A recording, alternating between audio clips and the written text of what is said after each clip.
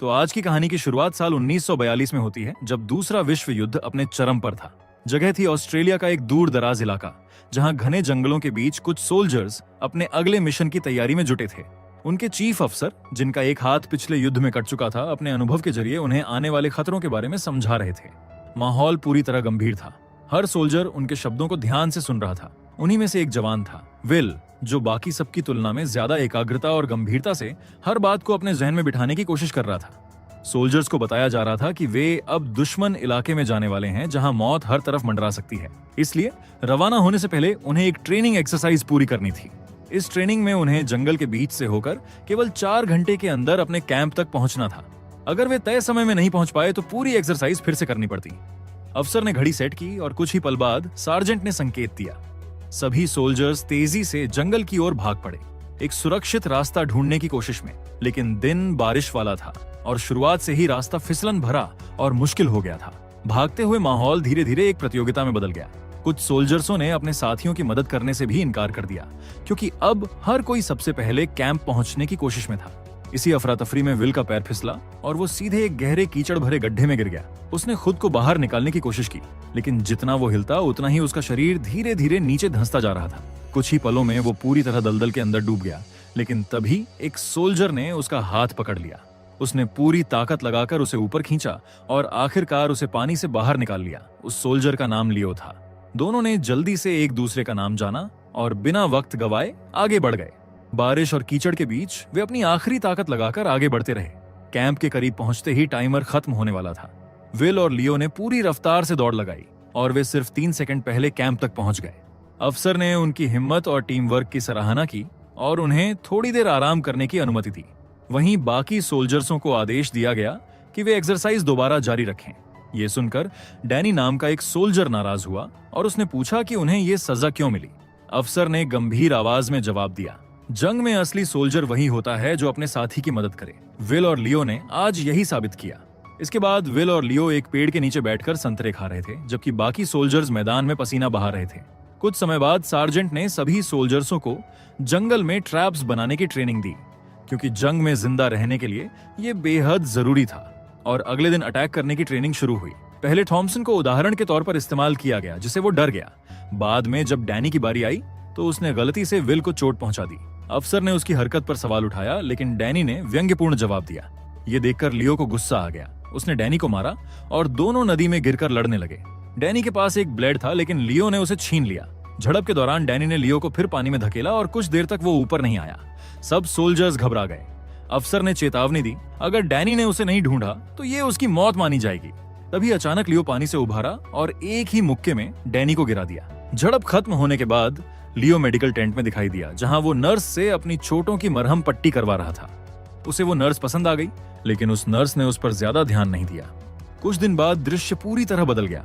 अब सोल्जर्सों का ग्रुप एक कॉम्बैट शिप पर था, जो तूफानी समंदर के बीच आगे बढ़ रही थी। जहाज के अंदर माहौल बेचैन था। कुछ सोल्जर्स खेल रहे थे, जबकि कुछ अपने अगले मिशन को लेकर चिंतित बातें कर रहे थे। इसी बीच लियो अचानक जाग गया। उसे अक्सर बुरे सपने आते थे जो उसकी नींद छीन लेते थे। शिप लगातार फ्रंटलाइन की ओर बढ़ रही थी, लेकिन मंजिल तक पहुंचने से पहले ही उस पर दुश्मनों ने हमला कर दिया। एक के बाद एक विस्फोट हुए। जहाज भारी नुकसान झेलने लगा और धीरे धीरे नष्ट होने लगा। अगले दृश्य में चारों ओर तबाही थी। शिप जल रही थी, सोल्जर्स चीख रहे थे और लहरों में हथियार तैर रहे थे। लेकिन उस अफरा तफरी में लियो बच गया था। उसने तुरंत विल को ढूंढा और बेहोशी की हालत में उसे पानी से बाहर निकाला। पानी की सतह पर पहुंचते ही लियो ने देखा कि दुश्मन अभी भी हमला कर रहे थे और बचे हुए सोल्जर को खत्म करने की कोशिश में थे। उसने तुरंत विल को बचा लिया। फिर लियो को वापस जाना पड़ा ताकि वो पानी में कुछ जरूरी सामान इकट्ठा कर सके। विल उस दौरान एक डूबते हुए जहाज के टुकड़े पर रुक गया ताकि कोई भी उसे देख सके और मदद कर सके। इसी बीच सार्जेंट, जो अभी भी जीवित था, हवा में गोलियां चला रहा था और सोल्जर्सों को बचाने की कोशिश कर रहा था। लेकिन अचानक समुद्र के नीचे से कुछ अजीब प्राणी ने उभरना शुरू किया और चारों ओर सब कुछ निकलने लगा। सार्जेंट चौंक गया, लेकिन बहुत देर ना हुई और वही प्राणी उस पर हमला कर दिया और उसे पानी में खींच लिया गया। कुछ देर बाद लियो कुछ सामान और उपकरण लेकर लौट आया ताकि विल उन्हें एक अस्थायी बोट पर व्यवस्थित कर सके।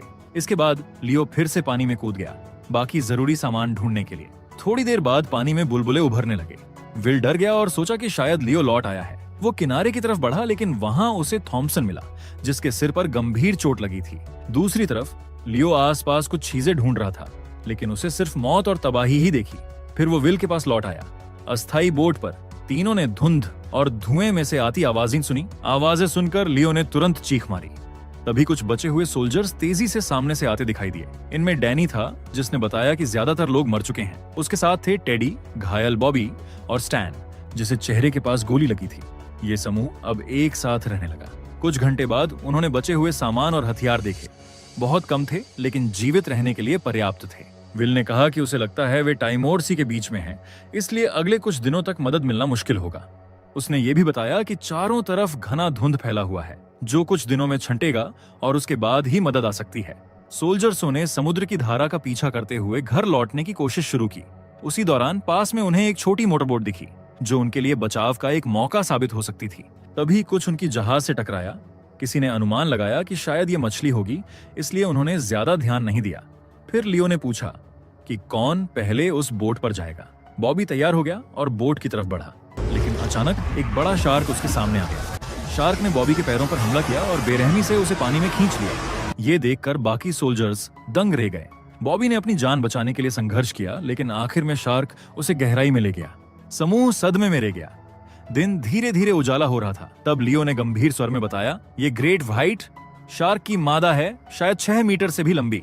इसके बाद लियो ने सभी से चुप रहने को कहा, क्योंकि अपनी आवाज पानी में गूंज सकती है और उस बीस्ट को आकर्षित कर सकती है।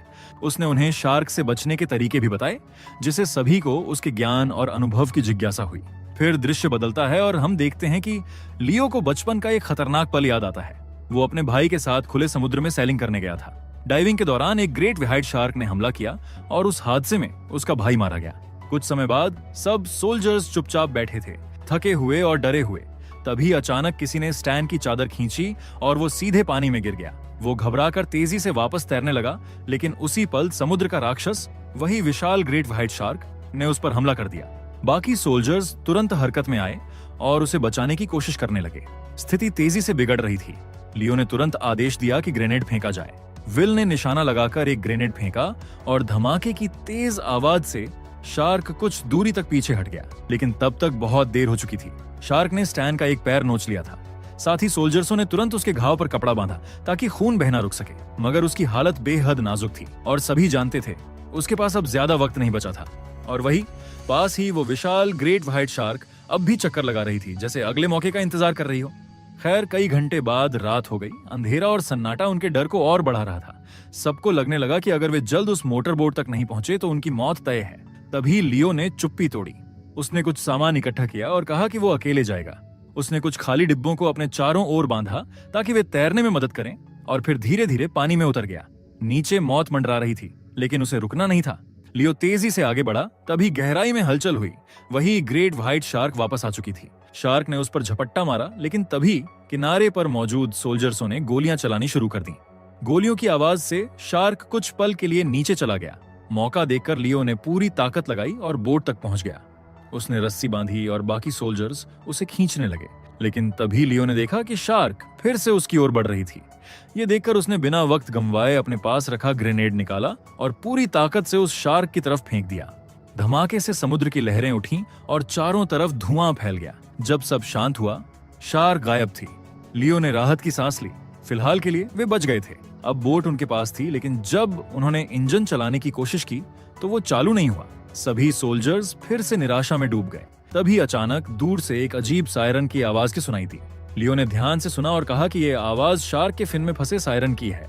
मतलब वो अब भी पास ही कहीं थी और उनके चारों ओर घूम रही थी। अगले ही पल शार्क ने उनकी धातु की नाव को इतनी जोर से टक्कर मारी कि सब गिरते गिरते बचे। डैनी ने तुरंत ग्रेनेड उठाया, लेकिन लियो ने उसे रोक दिया। उसने कहा कि सही वक्त आने तक इंतजार करना होगा, वरना वो खुद भी मारे जा सकते हैं। रात धीरे धीरे बीत गई। सब थके और डरे हुए थे। अगली सुबह डैनी नींद में करवट बदलते हुए गलती से एक ग्रेनेड की सेफ्टी पिन खींच बैठा। ग्रेनेड उसके हाथ से छूटकर लुढ़कता हुआ स्टैन के पास जा गिरा। लियो ने आवाज सुनी और चीखते हुए सबको चेताया, लेकिन तब तक बहुत देर हो चुकी थी। स्टैन ने ग्रेनेड देखा, फिर एक पल के लिए सबकी तरफ देखा और हल्की सी मुस्कान दी। अगले ही सेकंड एक जोरदार धमाका हुआ। स्टैन ने खुद को बलिदान कर दिया ताकि बाकी सब जिंदा रह सकें। वो पल सबके लिए बेहद दर्दनाक था। सबकी आंखों में आंसू थे और कुछ पलों तक कोई कुछ नहीं बोल सका। लियो गुस्से और दुख से भर गया। उसने डैनी पर चिल्लाया लेकिन खुद को जल्द संभाल लिया। फिर सबने मिलकर स्टैन के शरीर को कपड़े में लपेटा और समंदर को सौंप दिया। कुछ देर बाद लियो ने खाने के डिब्बे बांटने चाहे, लेकिन पता चला कि थॉमसन ने बचा हुआ सारा खाना अकेले ही खा लिया था। सबके अंदर गुस्सा भड़क उठा, पर फिर किसी ने कुछ नहीं कहा। वे जानते थे कि सिर पर लगी चोट के बाद थॉमसन का मानसिक संतुलन बिगड़ चुका था। कई घंटे बीत गए। सूरज आसमान पर चढ़ गया और उसकी तपिश से समुद्र का पानी भाप बनकर उड़ रहा था। गर्मी और प्यास से सब बेहाल हो चुके थे। किसी के पास पीने के लिए पानी नहीं था। कुछ सोल्जर्सों ने निराश होकर यह सोच लिया कि शायद अब उन्हें जिंदा रहने के लिए अपना मूत पीना पड़ेगा। कुछ ने वैसा किया भी, लेकिन तभी अचानक आसमान में बादल घिर आए। थोड़ी ही देर में मीठी बारिश शुरू हो गई। सबने अपने सिर आसमान की तरफ उठाए, मुंह खोला और हर बूंद को ऐसे पिया जैसे जिंदगी की आखिरी उम्मीद हो। लंबे समय बाद उन्हें राहत महसूस हुई, लेकिन यह सुकून ज्यादा देर नहीं टिक सका। खैर, रात के सन्नाटे में अचानक लियो किसी आवाज से जागा। उसने चारों तरफ नजर दौड़ाई और देखा थॉमसन पर शार्क हमला कर रही थी। बाकी सोल्जर्स कुछ कर पाते, उसे पहले ही थॉमसन गहराई में खींच लिया गया। अब एक और साथी खो गया था। इस बार लियो का मन पूरी तरह टूट गया। उसका दिमाग अब डर, गुस्से और थकान से भर चुका था। उसे भ्रम होने लगा कि उसका भाई अब भी नीचे पानी में है, उसे पुकार रहा है। पागलपन में वो समंदर में कूद गया, लेकिन साथियों ने वक्त रहते उसे पकड़ लिया और वापस खींच लाए। इसी बीच ऊपर आसमान से इंजनों की तेज आवाज गूंजी। सबकी आंखों में फिर से उम्मीद जग उठी। उन्होंने मदद के लिए हाथ हिलाए, चिल्लाए और स्मोक सिग्नल जलाया। लेकिन तभी विल ने ध्यान से सुना और कहा, यह हमारी बटालियन का जहाज नहीं है, यह दुश्मनों का विमान है। अगले ही पल गोलियों की बारिश शुरू हो गई। दुश्मन के विमान ने उन पर फायरिंग शुरू कर दी। एक सोल्जर गोली लगने से गिर पड़ा, बाकी पानी में कूद गए। उसी अफरा तफरी में लियो ने अपनी बंदूक उठाई और पूरी ताकत से जवाबी फायरिंग शुरू कर दी। इसी दौरान एक गोली लियो को भी लगी और वो बुरी तरह घायल होकर पानी में गिर पड़ा। नीचे समुद्र में ग्रेट व्हाइट शार्क उनके चारों ओर मंडरा रही थी। तभी विल ने देखा कि डैनी ने एक घायल साथी को उस शार्क की तरफ धकेल दिया ताकि वो खुद बच सके। थोड़ी देर बाद जब गोलियां थम गईं, विल और बाकी सोल्जर्सों ने देखा कि लियो ने गिरने से पहले विमान पर निशाना साधा था। उसकी आखिरी गोली ने निशाना साध लिया। दुश्मन का विमान धुएं के गुब्बार में बदलते हुए समुद्र में जा गिरा। लियो मुश्किल से बचा, लेकिन जब उसने होश संभाला और अपने घायल साथी के बारे में पूछा तो विल ने उसे सच्चाई बताई कि डैनी ने अपनी जान बचाने के लिए अपने ही घायल साथी को शार्क के सामने धकेल दिया था। ये सुनकर लियो का खून खौल उठा। गुस्से में उसने डैनी का कॉलर पकड़ लिया और दोनों के बीच जोरदार झगड़ा शुरू हो गया। हालात बिगड़ते गए और लियो ने गुस्से में उसे पानी की तरफ धक्का दे दिया और उसी क्षण पास मंडराती हुई वही विशाल शार्क उस पर टूट पड़ी। साथियों ने पूरी ताकत लगाकर डैनी को बचा लिया, लेकिन वो अब बुरी तरह घायल हो गया था। डैनी अब पस्त और पछतावे में था। कांपती आवाज में उसने कहा, मुझे डर लग रहा है, मैं मरना नहीं चाहता। लियो और डैनी कुछ देर चुपचाप बैठे रहे और बातचीत करने लगे। अगर वे जिंदा रह गए तो आगे क्या करेंगे, कैसे बचकर लौटेंगे। तभी विल ने धुंध के बीच किसी परछाई को उभरते देखा। वो उठकर और ध्यान से देखने लगा। परछाई एक दुश्मन सोल्जर्स की थी, हाथ में कटाना लिए, और वो डूबे हुए विमान के पंख पर खड़ा था। दोनों साथी एक साथ चिल्लाए, विल, ग्रेनेड फेंको, ये दुश्मन है। लेकिन जब विल ने करीब से देखा तो उसने पाया कि दुश्मन सोल्जर्स हाथ उठाकर सरेंडर कर रहा था। उसने लियो से कहा कि शायद वो रुक गया है, लेकिन तभी दुश्मन अचानक उन पर हमला कर दिया। लियो और विल ने तुरंत उसका सामना किया। विल कोशिश करता रहा, लेकिन वो कमजोर था। लियो घायल होने के बावजूद विरोधी पर वार करता रहा, लेकिन चोटों और थकान की वजह से उसकी ताकत घटती जा रही थी। अचानक लियो को पानी में धकेल दिया गया। पास ही शार्क धीरे धीरे उनकी तरफ बढ़ रही थी। दुश्मन सोल्जर्स ने विल को डुबोने की कोशिश की, लेकिन विल ने हिम्मत दिखाई और विमान के पंख पर रखा एक बम उठाकर दुश्मन पर फेंक दिया। बम वहीं डैनी के पास गिर गया। लड़ाई के बीच लियो और विल ने दुश्मन को घेर लिया। दुश्मन बम पकड़ने की कोशिश कर रहा था, लेकिन डैनी ने अपने जीवन का बलिदान दे दिया। उसने दुश्मन के पैर पकड़े और बम की पिन खींच दी, जिसे दोनों मारे गए। अब केवल 2 जीवित बचे थे, लियो और विल। उन्होंने तुरंत सहायता वाली नाव की ओर बढ़ना शुरू किया ताकि शार्क उन्हें पकड़ने से पहले सुरक्षित वहां पहुंच सकें। कुछ ही मिनटों में धुंध छंट गई और उनकी नाव दिखाई देने लगी, लेकिन ढूंढने वालों को उन्हें ढूंढने में कई दिन लग सकते थे। तभी विल ने एक टूल बॉक्स और ड्रिफ्ट देखा और उसने इंजन ठीक करने की प्लान बनाई। लेकिन लियो जानता था कि जब तक शार्क जीवित है, उनका यहाँ से बचना मुश्किल है। इसलिए उसने आखिरी ग्रेनेड उठाया और समुद्र में कूद गया। सामने वही ग्रेट व्हाइट शार्क थी। लियो ने डर को दरकिनार किया और ग्रेनेड की पिन खींच दी। फिर शार्क को खुद पर हमला करने के लिए मजबूर किया। शार्क ने उस पर हमला किया और उसका हाथ निगल लिया। कुछ ही सेकंड में ग्रेनेड फट गया और धमाके से शार्क नष्ट हो गया। इसके बाद विल ने लियो को पानी से बाहर खींचा और उसके कटे हुए हाथ में पट्टी बांधी। कुछ घंटे बाद विल ने नाव का इंजन ठीक किया और दोनों ने घर लौटने की यात्रा शुरू की। और यहीं पर यह मूवी खत्म होती है। अगर आपको एक्सप्लेनेशन अच्छा लगा हो तो वीडियो को लाइक और कमेंट जरूर करें। ऐसी ही और मजेदार और अनोखी कहानियों के लिए चैनल को सब्सक्राइब करना ना भूलें।